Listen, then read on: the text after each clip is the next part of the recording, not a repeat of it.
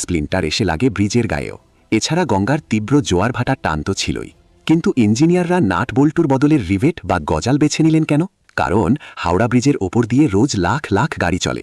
এই প্রচণ্ড কাঁপুনিতে নাট বল্টু ব্যবহার করলে তা খুব সহজেই ঢিলে হয়ে ব্রিজ ভেঙে পড়তে পারত।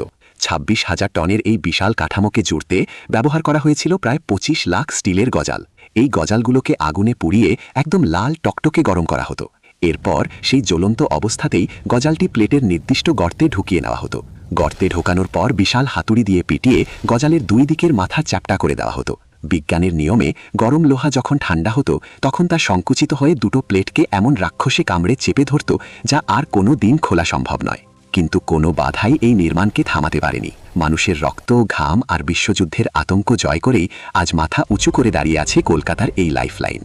এরকম আরও তথ্যবহুল ভিডিও পেতে ভিডিওটিতে একটি লাইক দিন এবং চ্যানেলটি সাবস্ক্রাইব করে আমাদের সাথেই থাকুন।